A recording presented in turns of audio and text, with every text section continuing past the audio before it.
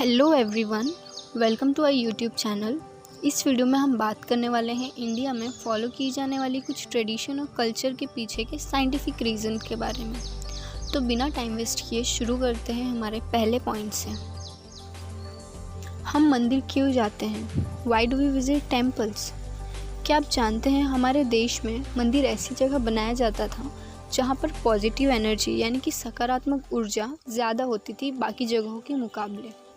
इसलिए जब भी हम मंदिर जाते हैं और परिक्रमा करते हैं तो ये एनर्जी हमारी बॉडी में आसानी से पास हो जाती है। ये भी एक रीज़न है जिसकी वजह से हमारे एंसेस्टर्स यानी कि हमारे पूर्वज रोज़ मंदिर जाया करते थे। Why do temples have bells? मंदिर में घंटी क्यों होती है?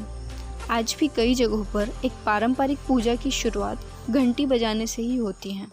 पुराने ज़माने में मंदिर की घंटी बहुत ही खूबसूरती से तैयार की जाती थी, जो कि बनती थी कॉपर, जिंक, कैडमियम, ब्रॉन्ज जैसे कई तरह के मेटल्स के मिश्रण से। और किस मेटल को कितनी मात्रा में मिलाना है, इसके पीछे प्रॉपर साइंटिफिक कैलकुलेशन होती थी। बेल बजने पर निकलने वाली आवाज़ मिनिमम 7 सेकेंड्स तक टिकती थी और हमारे बॉडी के 7 हीलिंग सेंटर्स यानी कि 7 चक्रों को टच करती थी और हमारे ब्रेन के थॉट्स को क्लियर करते हुए अवेयरनेस और कंसंट्रेशन बढ़ाती थी। Why do we worship idols? हम मूर्ति पूजन क्यों करते हैं? आइडल वर्शिपिंग या मूर्ति पूजन सिर्फ हिंदू धर्म का ही नहीं बल्कि कई धर्मों का एक अहम हिस्सा है। आइडल वर्शिपिंग के पीछे का रीज़न समझने के लिए मैं आप लोगों को स्वामी विवेकानंद जी की लाइफ की एक स्टोरी बताऊंगी, जिससे आप इस आइडल वर्शिपिंग के कॉन्सेप्ट को अच्छे से समझ पाएंगे। एक दिन स्वामी विवेकानंद जी की मुलाकात अलवर के महाराजा से हुई। अलवर के महाराजा हिंदू धर्म में विश्वास नहीं करते थे। स्वामी जी से बातचीत के दौरान उन्होंने मूर्ति पूजन के बारे में कहा कि ये मूर्तियाँ जिनकी हम पूजा करते हैं ये सिर्फ पत्थर और मिट्टी की ही तो बनी हैं। इनकी पूजा करने का क्या अर्थ है? मैं इन चीज़ों में नहीं मानता। इस पर जवाब देते हुए स्वामी जी ने पास खड़े एक सेवक को बुलाया और सेवक से कहा, जाओ महाराज की तस्वीर ले आओ। सेवक महाराज की तस्वीर ले आया। स्वामी जी ने कहा, अब इस तस्वीर को नीचे रख दो और इस पर थूको।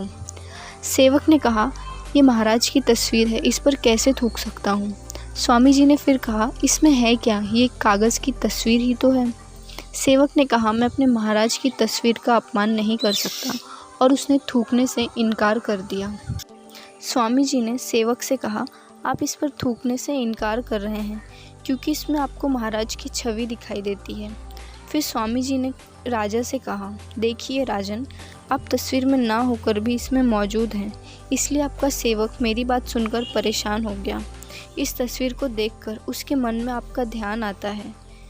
तस्वीर पर नज़र पड़ते ही उसे लगता है तस्वीर में आप ही हैं, इसलिए वो कागज़ का भी उतना ही सम्मान करता है जितना आपका। और ठीक इसी तरह मूर्ति में भगवान ना होकर भी उसे देखते ही मन में भगवान का ध्यान आता है और इसके ज़रिए भगवान को याद किया जाता है। Why do we apply mehndi during wedding? हम शादियों में मेहंदी क्यों लगाते हैं? अपार्ट फ्रॉम ट्रेडिशन, मेहंदी के झाड़ के अपने आप में ही बहुत से फ़ायदे हैं। आयुर्वेद में भी कई तरह से मेहंदी के झाड़ के अलग अलग हिस्सों को मेडिसिनल पर्पस के लिए यूज़ किया जाता है। इंडियन शादियों के रीति रिवाज काफ़ी दिनों तक चलते हैं, जिसकी वजह से स्ट्रेस, सिरदर्द, बुखार जैसी प्रॉब्लम होना नॉर्मल है।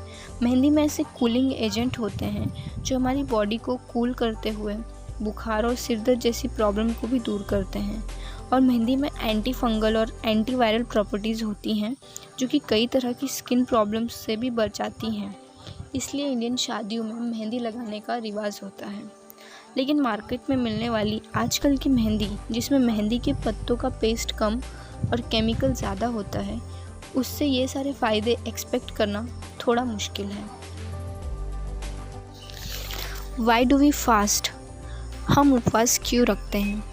हम अक्सर ऐसा सुनते हैं, उपवास रखने से भगवान खुश होते हैं और हमारी सारी इच्छा पूरी करते हैं। उपवास रखने से भगवान खुश होते हैं या नहीं, ये तो हम नहीं जानते, लेकिन ऐसा करने से हमें फिज़िकली और मेंटली बहुत फ़ायदे मिलते हैं। अक्सर ज़्यादा फास्ट फूड और उल्टी सीधी चीज़ें खाने की वजह से हमारे शरीर में विषैला पदार्थ जमा हो जाता है, जो कई बीमारियों का कारण भी बनता है।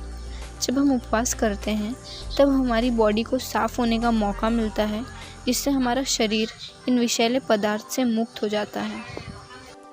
हमारी बॉडी एक मशीन की तरह है। जब हम सोते हैं तब इस मशीन के कुछ हिस्सों को आराम करने का मौका मिल जाता है, लेकिन कुछ हिस्से उस वक्त भी अपने काम में लगे होते हैं, जैसे कि हमारा पेट। तो जब हम फास्टिंग करते हैं तो मशीन के उन हिस्सों को भी अपने काम से ब्रेक मिल जाता है और बाद में और बेहतर तरीके से अपना काम कर पाते हैं। रिसर्च में ऐसा देखा गया है कि फास्टिंग करने से अल्जाइमर, कैंसर और डायबिटीज़ जैसी कई बीमारियां ठीक की जा सकती हैं। इतना ही नहीं, फास्टिंग करने से हम हमारे 5 सेंसेस यानी कि 5 इंद्रियों को कंट्रोल में करना भी सीखते हैं। फास्टिंग हमारे फिज़िकल हेल्थ के लिए ही नहीं बल्कि मेंटल हेल्थ के लिए भी बहुत फ़ायदेमंद है। Why do we throw coins in river? हम नदी में सिक्के क्यों डालते हैं? आप लोगों ने भी हो सकता है अपनी लाइफ में कभी ना कभी नदी में सिक्के फेंके ही होंगे। तो आज इसके पीछे का साइंटिफिक रीज़न भी जान लेते हैं।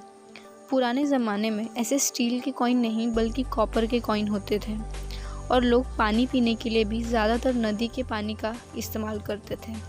जब नदी में सिक्का फेंका जाता था तो उसमें मौजूद धूल मिट्टी नीचे बैठ जाती थी और पानी में कॉपर की मात्रा भी बढ़ जाती थी। और हमारे पूर्वज अच्छे से जानते थे कि हमारे शरीर के लिए कॉपर कितना ज़रूरी है, इसलिए उन्होंने ये टेक्निक का यूज़ किया जिससे लोगों तक साफ़ और स्वस्थ पानी पहुंचता रहे और शरीर की कॉपर की ज़रूरत भी पूरी होती रहे। Why do we touch the feet of our elders? हम बड़ों के पैर क्यों छूते हैं? हमारे देश में बड़ों के पैर छू के उनके प्रति प्यार और इज़्ज़त दिखाने का और आशीर्वाद लेने का एक अनोखा तरीका है। हमारी बॉडी एनर्जी का एक स्टोर हाउस है, तो जब हम अपने से बड़ों का पैर छूते हैं तो उनकी बॉडी की सकारात्मक ऊर्जा हमारे बॉडी में पास होती है।